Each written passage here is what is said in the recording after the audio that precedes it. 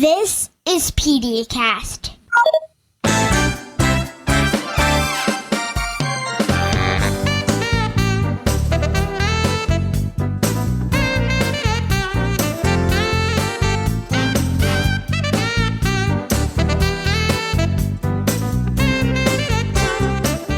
Welcome to PediaCast, a pediatric podcast for parents. And now, direct from the campus of Nationwide Children's, here is your host, Dr. Mike. Hello, everyone, and welcome once again to PediaCast. It is a pediatric podcast for moms and dads. This is Dr. Mike coming to you from Nationwide Children's Hospital. We're in Columbus, Ohio. It's episode 547 for November 7th, 2023. We're calling this one Pediatric Preventive Cardiology. I want to welcome all of you to the program. So the number one cause of death in adults in the United States is heart disease. Now, of course, this is a pediatric podcast, so you may be asking yourself, what does adult heart disease have to do with pediatrics? Well, it turns out to be plenty important because the processes that end with adult cardiovascular disease and life-threatening events such as heart attacks and strokes, those things actually begin in childhood. And if we can identify kids who are at high risk for cardiovascular disease later in life and start addressing their risk factors and providing education on lifestyle choices such as diet and exercise, if we can do this early, we can reduce the risk of heart attacks and strokes down the road. So this is a very important topic for children, teenagers, young adults, and families. Now, the concept of pediatric preventive cardiology is not really new. Pediatric cardiologists have been addressing this for a long time. However, as a subspecialty, pediatric preventive cardiology, compared to other medical subspecialties, it is sort of new, and it has the potential to impact millions of lives in a positive way. So today we're going to explore the ins and outs of pediatric preventive cardiology, including a short history of the profession, physician training, the children, teens, and young adults who benefit from that training, when and where to seek the expertise of a preventive cardiology program, and what to expect when you are evaluated and managed by that team. And I say team because these programs often involve pediatric cardiologists, of course, but also nurse practitioners, physician assistants, psychologists, dietitians, social workers. So lots of folks all coming together to help these kids and families. And to help us explore pediatric preventive cardiology, we have a fantastic guest joining us today. Dr. Andrew Tran is a pediatric cardiologist and director of the Preventive Cardiology Program at Nationwide Children's Hospital. Before we get to him, I do want to remind you that you can find PediaCast in all sorts of places. We are everywhere you find podcasts. That's where we are. Apple and Google podcast apps, iHeartRadio, Spotify, SoundCloud, Amazon Music, and most other podcast apps for iOS and Android. If you like what you hear, please remember to subscribe to our show so you don't miss an episode, and consider leaving us a review wherever you get your podcasts so that others who come along looking for evidence-based child health and parenting information will know what to expect. We are also on social media. We love connecting with you there. You'll find us on Facebook, Instagram, Threads, and LinkedIn. Simply search for PediaCast. And we have a handy contact link over at PediaCast.org where you can write in and suggest a topic for a future program or any other comment that you'd like to make. I love hearing from all of you. Also want to remind you the information presented in PediaCast is for general educational purposes only. We do not diagnose medical conditions or formulate treatment plans for specific individuals. If you have a concern about your child's health, be sure to call your healthcare provider. Also, your use of this audio program is subject to the PediaCast Terms of Use Agreement, which you can find at PediaCast.org. So let's take a quick break. We'll get Dr. Andrew Tran settled into the studio, and then we will be back to talk about pediatric preventive cardiology. It's coming up right after this.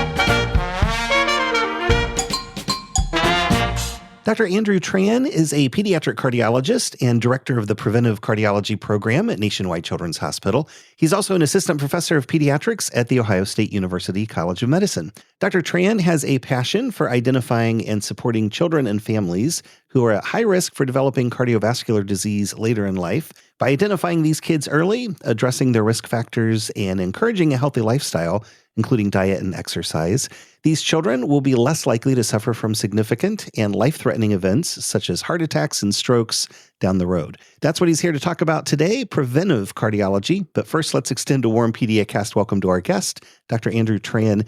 Thank you so much for stopping by today. Thank you very much for having me. It's great to be here. Yeah, I really appreciate you taking time out of your busy schedule to share your expertise with us this morning. So I think a great place to start is really just what do we mean when we use the term preventive cardiology, especially in pediatrics? Yeah, that's a great question. So a lot of people ask me this, and actually a lot of families ask me this too, because they wonder why they've been referred to the clinic. So sometimes, so preventive cardiology is a pretty big term, but we primarily take care of kids who have lipid or cholesterol issues. We also see kids who may have blood pressure issues or concerns about healthy weight. But for the hypertension and the healthy weight side, we primarily partner with nephrology to help care for the kids who have the high blood pressure, and then the Center for Healthy Weight Nutrition, and then endocrinology as well. So it really is it's a subspecialty that kind of crosses a lot of boundaries with other subspecialty fields, and we partner with them. But we primarily focus on kids who have lipid disorders and dabble in the other areas as well. And as we think about heart disease being, the leading cause of death in the adult age group, it does, heart disease doesn't just start in adulthood, right? That process that ends up causing coronary artery disease and heart attacks and strokes really does start in the pediatric population, especially in kids who have lipid disorders. But if you're not looking for those, you don't find them, and then that can really impact their lives down the road, correct? Yes, that's a great point to make. A lot of times, many of the patients that come into my clinic are really athletic. They eat right. They do everything that you would think is the correct and healthy way to go about things. And their families have too, but their families have a significant risk of heart attack and stroke. So that family history, and that kid has really, really high cholesterol levels or triglyceride levels. So it can go missed if you're just looking for kids who you may have concerns about a healthy weight. Yeah, absolutely.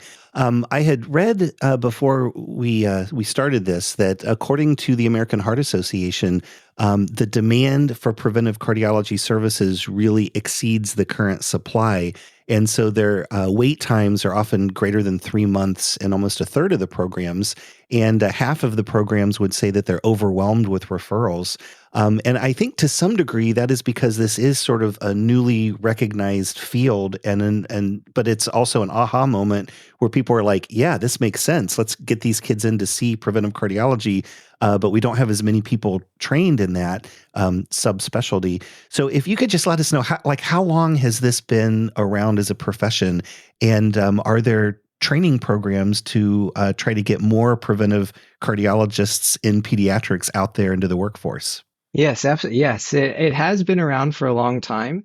A lot of pediatric cardiologists kind of fell into it or were drawn to it. And so there's kind of legends in the field that have been doing it for a long time and really pioneered the field. But as far as fellowship training programs, there's two really well-known programs. One is at Cincinnati Children's, and then one is at Boston Children's, and I went to the one at Cincinnati Children's Hospital, not too far away.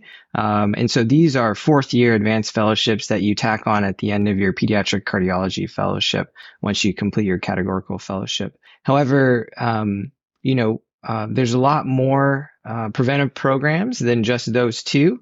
And so a lot of times cardiology fellows will rotate through those clinics. Like we have fellows here at Nationwide Children's that have rotated through my clinic, and I try to train them up as well, because it really is a fundamental sort of concept that I think all cardiology fellows should be well versed in. Yeah, that's a great point. So just as part of a pediatric cardiology fellowship, you're going to get exposed to preventive cardiology. So it really is part of a lot of folks' training programs, but then there is that extra year of a sort of advanced training, especially if you want to be a director of a preventive cardiology program.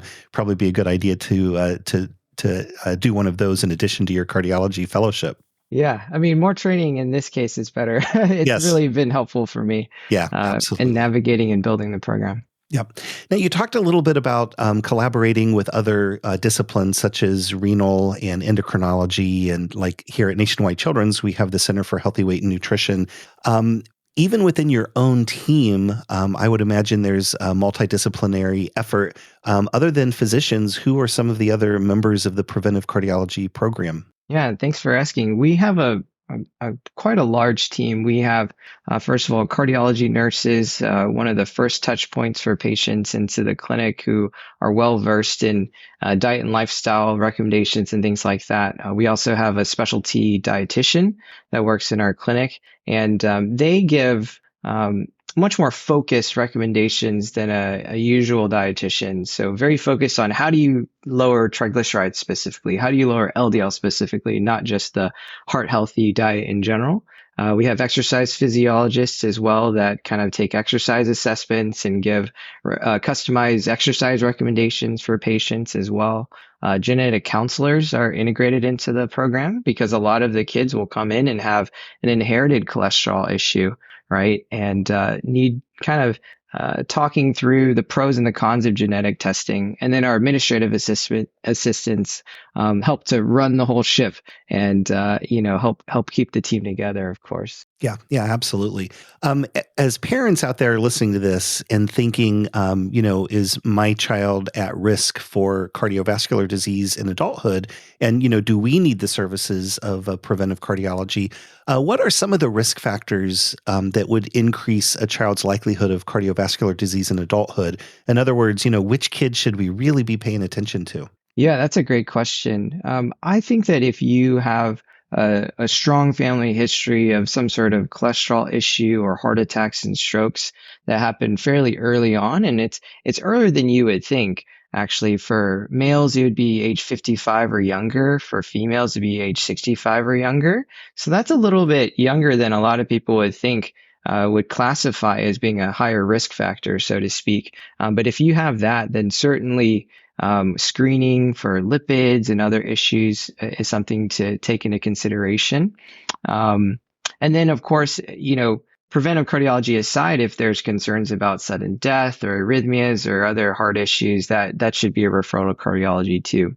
But, speaking more broadly, the American Heart Association released, an updated sort of life's essential 8, like 8 factors that they think are kind of fundamental for keeping people healthy. And actually, one of my colleagues, Dr. Carissa Baker-Smith, helped to lead the creation of like Life's Essential 8 for kids, like sort of handouts. And I was happy to be a part of making those handouts. And so that's on the AHA website.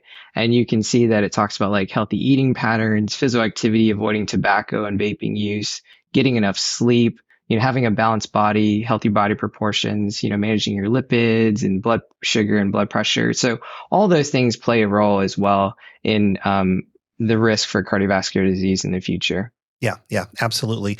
And then I would suspect that there are some diseases that kids could have, such as diabetes, kidney disease, Kawasaki disease, that also would put them at a little higher risk for having heart problems down the road. One of those, so diabetes, everyone understands, and renal disease. What is Kawasaki disease?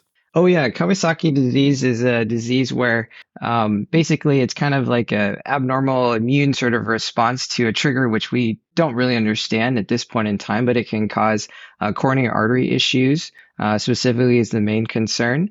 And you can have dilation of your coronary arteries, which, coronary arteries help supply blood to the heart. So if you have issues with that, that could be trouble down the line. And so that's something that can happen to kids and can go unrecognized in some cases. But thankfully, we're getting better at early detection of that as well. Yeah. And from a parent standpoint, typically with Kawasaki disease, you're going to see a high fever that lasts for several days. And so, that's one of the reasons why we say you get to 4 days or more of fever, you really want to check in and see someone and not let that go. In a healthy kid, a fever for a day or two is going to be, pretty typical and common. But if it goes much longer than that, you definitely want to have it checked out. And then one other term that I wanted to mention that parents may hear about in relation to all of this is a metabolic syndrome.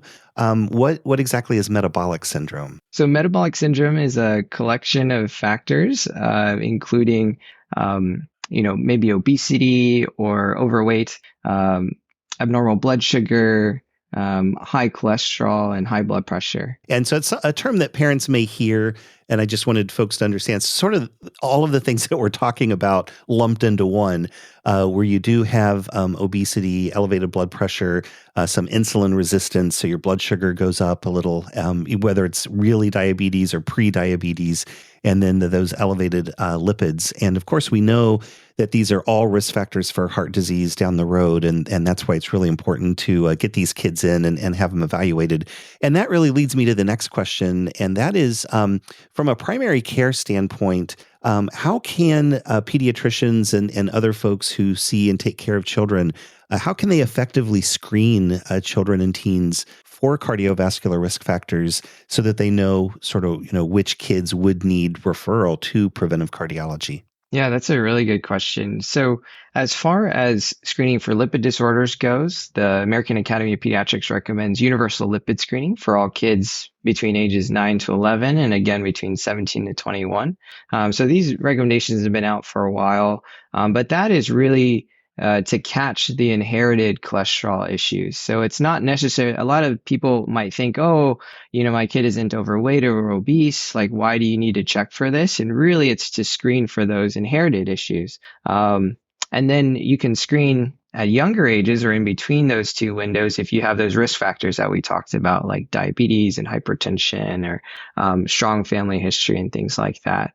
And then aside from the lipids, I think, the American Heart Association recommends, screening for blood pressure at each visit starting from age 3, and then, or more frequently if you have other comorbid conditions. And then managing blood sugar, of course, and overweight and obesity, monitoring BMI is important too. So, as we're thinking about all the different things that we screen to identify high-risk kids, things like blood pressure and their BMI, lipid levels, and there, we're talking total cholesterol, triglycerides, LDLs, HDLs, and it's not just one number for each of those that we're looking at. It really depends on a child's age, for example, and so it can all get kind of confusing, and I think it'd be helpful for the primary care folks out there, to have sort of a chart that has everything listed, and these are the parameters, these are what you should be checking for and when you should check, and here are the numbers that we would be concerned about. Are there resources online where folks can, see everything in one place to make it a little easier as we're practicing? Yes, actually, we just created or revamped our clinical practice tool. So if you go to the Nationwide Children's website and search for Preventive Cardiology Clinic, under our referrals tab, we have lipid screening guidelines in children and adolescents, where we've taken those big tables that you're talking about, Dr. Patrick, and kind of distilled them down to these nice flow sheets for people. And we've actually removed the tables just to make it easier to understand, and color coded things and kind of given recommendations on per the AP guidelines of what to do depending on the LDL level, the triglyceride level. Yeah, absolutely. And we'll put a link to that in the show notes so folks can find it easy, because it really is. I mean, the numbers start kind of swimming around in your head, and you get, like, was that the total cholesterol or the LDLs or the HDL and which one? And so I think that'll be really helpful for folks who want to find that information all in one place. Yeah, and we also have on there too what to do if you get a non-fasting, like finger prick sample, for instance, and when should you get a fasting sample.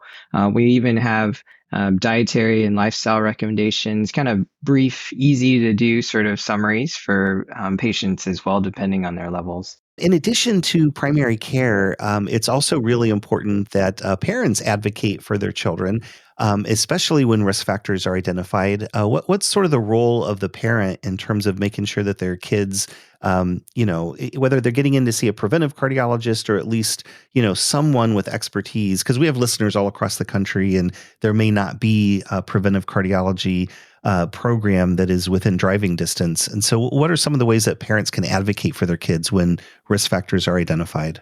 Yeah. So as far as parents go, I mean, they're the ones that really know the family history, and so if you do have a strong family history like that that we mentioned earlier, where there's early heart attacks, early strokes, significant history of high cholesterol or other risk factors, then definitely your kid might fall within that range to advocate for earlier screening for some of these conditions and being mindful of the AHA's Life's Essential 8, right? Being careful that your kid kind of reaches those optimum sort of levels within those 8 categories, and being proactive. And I think that once your kid, if the child is diagnosed with one of these conditions, being proactive and making changes as a family as well.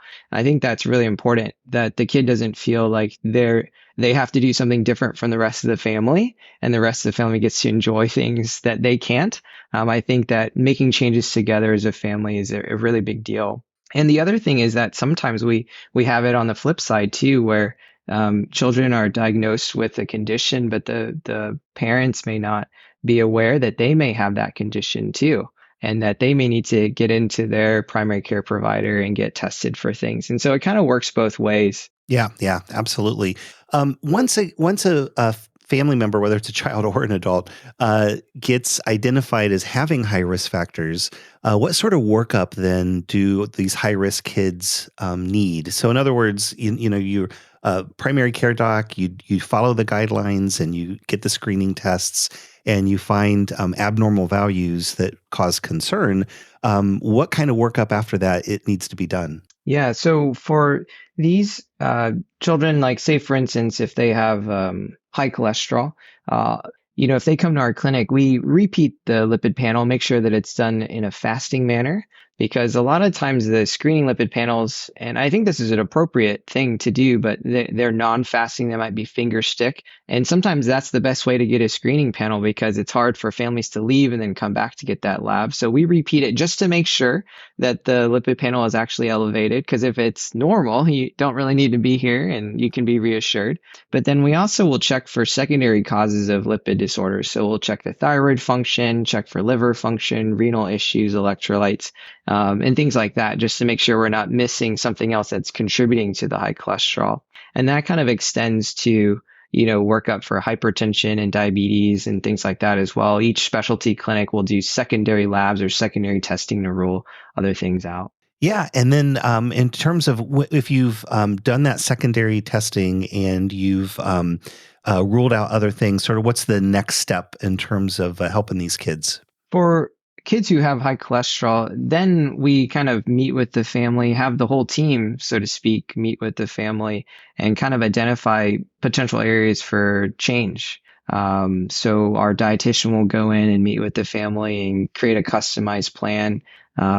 Exercise physiologists will come in as well and give recommendations. And we don't always jump to medications right away. A lot of families are scared about that. They're worried that they come to our clinic and then the first thing we want to do is just put their kid on more medications. And that's really not the case. We really want to work with the family and see what we can do outside of medications. And if we need to, then we move to medications to help kind of augment those efforts. Yeah. And again, and that's why it's important that it's such a multidisciplinary approach, because as you're thinking about those risk factors, obesity is one of them. And so seeing a dietitian and getting involved maybe in an exercise program. And I know here at Nationwide Children's, we have all sorts of resources that folks can be directed to help with those lifestyle changes, because they're not easy to do. And so you really do want a supportive framework around a kid and around a family. And as you mentioned, it's just going to help the parents get healthier too if they get involved and role model the behaviors and not just say this is something that the children should do and not the adults, right? Yes, yeah, and the diet and lifestyle changes are simple but difficult to do, as you mentioned. And one of the things too is I help to reset sort of expectations for families in a lot of ways, where the recommendations for pediatrics is that a kid should exercise 60 minutes a day, which is quite a bit, and for adults it's 150 minutes a week, right? And so there's this mental sort of block sometimes to say, well, how am I going to achieve this massive goal right from the get-go? And really, it's just helping them to stack habits, start small, help them to get wins, small wins here and there, and kind of build up to that goal. Yeah, yeah. And when we say exercise, especially in kids, it can be something fun. I mean, it could be a game of tag outside or, running around and swimming. And it doesn't have to be like, okay, we're going to get on the treadmill and and do an hour. You know what I mean? I mean, just kids playing and encouraging them to be active can also increase those number of minutes throughout the day, right? Yes, and we tell parents that it's moderate to vigorous activity, and so that covers a much broader set of activities than you would think. So really, if the kid is slightly short of breath or breaking out in a little bit of a sweat, then that totally counts. So if we tell them if they go on a walk, then just power walk a little bit. We tell them chores will count too, especially if they're being active and doing their chores, and so sometimes that gets me a funny look from the kids, but the parents will often laugh. Yeah, yeah, yeah, absolutely. And if the chores are upstairs and then you have to go up and down the stairs, that's extra activity as well. And then, so let's say we have a family who we are identified as high risk. So maybe there's blood pressure that over the course of several visits and in different environments, we've seen this really as a high blood pressure, and or a child, their lipid values may be above what is recommended on those charts that we've talked about. How then do they get connected to a pediatric preventive cardiology program? And they may actually see a physician who's not really heard of this before, because when you look at the AAP guidelines, it does give you some ideas of this is, instituting diet and exercise and when do we introduce medicines. But I don't know that it always says specifically go to pediatric preventive cardiology. So how can folks get connected with that, especially if maybe their physician doesn't even recognize what resources are available? So the pediatrician, once they see the kid and diagnose these issues, they can make a referral to our program or a nearby sort of preventive cardiology program if it's available. But I would also encourage the general pediatricians too, that they can start some of these therapies, diet and lifestyle changes, even within their office too.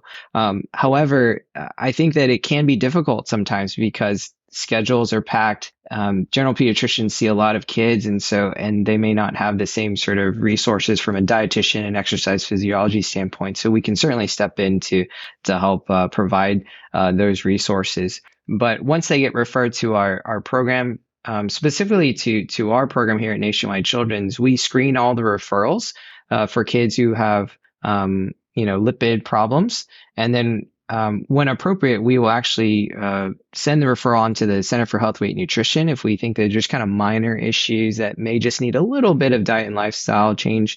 And the kids who have more of a concern for much higher levels of cholesterol or an inherited lipid disorder, then we will take into our clinic, or if there's another concern for heart history. Yeah, yeah.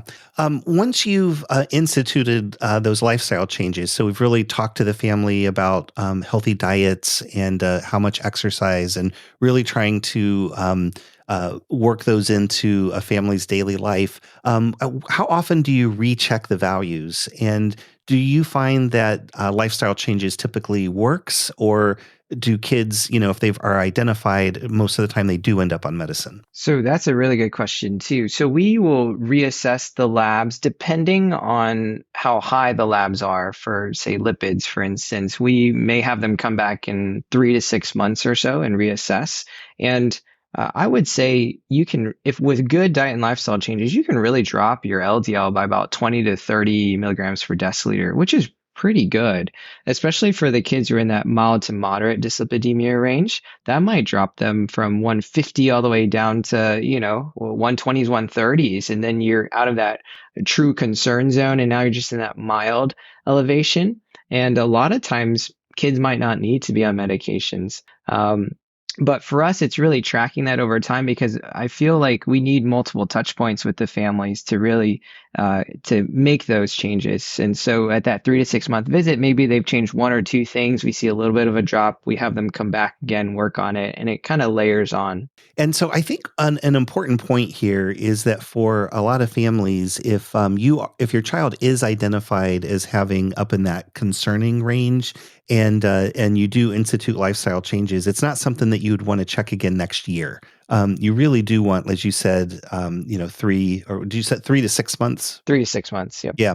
But going a whole year is probably not good practice. You want to get that checked out again sooner than that, right? Correct. Depending on how high it is. Yeah. Our assumption is once the kid has been referred to our clinic, then we're going to take a much more close sort of follow up for those labs. Yeah, absolutely. And then here at Nationwide Children's Hospital, we do have a preventive cardiology program, as you mentioned, and we'll talk about that in a minute.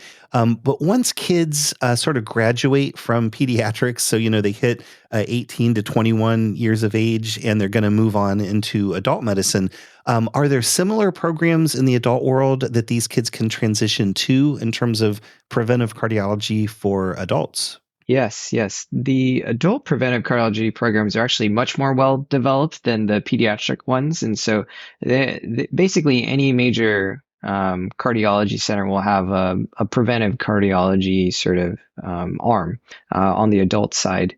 And so if we diagnose a patient with particularly an inherited cholesterol disorder or triglyceride disorder, then I would recommend transitioning those patients to an adult preventive cardiology center because they may have access to advanced therapies and they're going to be at the forefront of the new sort of treatments as that patient ages up.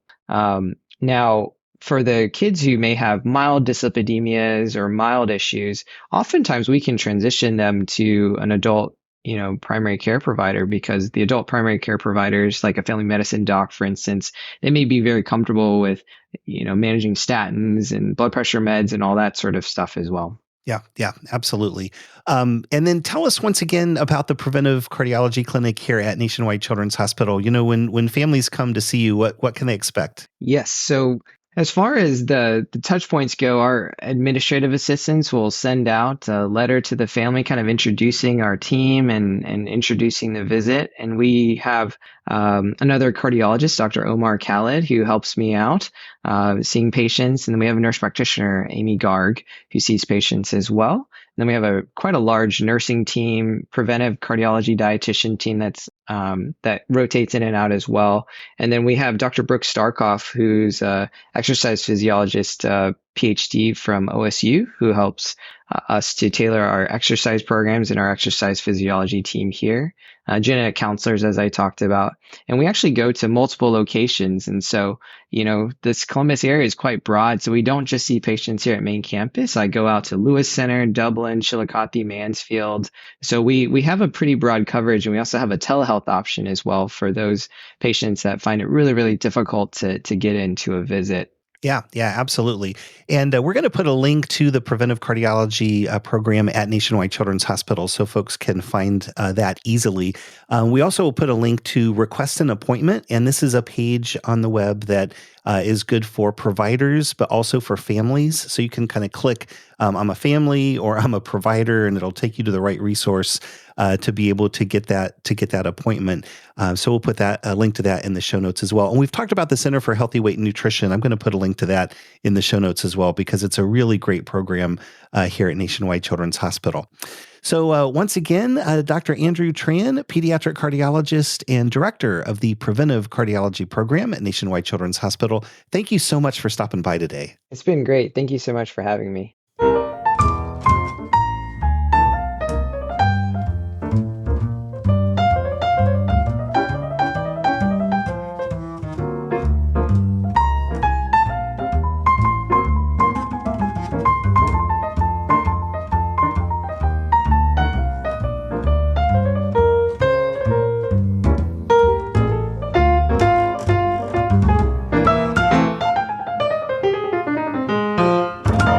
We are back with just enough time to say thanks once again to all of you for taking time out of your day and making PediaCast a part of it. Really do appreciate that.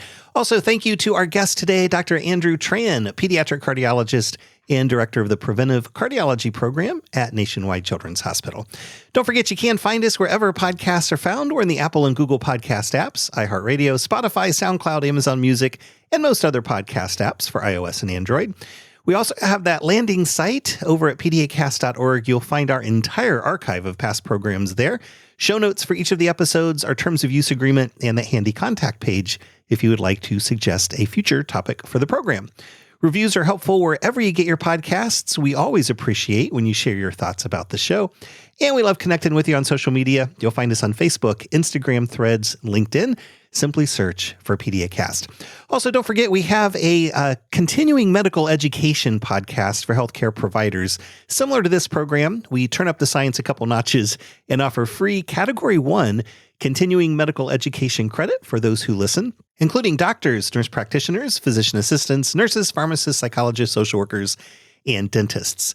By the way, that program is called PediaCast CME. And since Nationwide Children's is jointly accredited by many professional organizations, in fact, all the ones I just mentioned, it's likely we offer the credits you need to fulfill your state's continuing medical education requirements. Of course, you want to be sure the content of the episode matches your scope of practice. Shows and details are available at the landing site for that program, PediaCastCME.org. You can also listen wherever podcasts are found. Simply search for PediaCast CME. Thanks again for stopping by, and until next time, this is Dr. Mike saying stay safe, stay healthy, and stay involved with your kids. So long, everybody.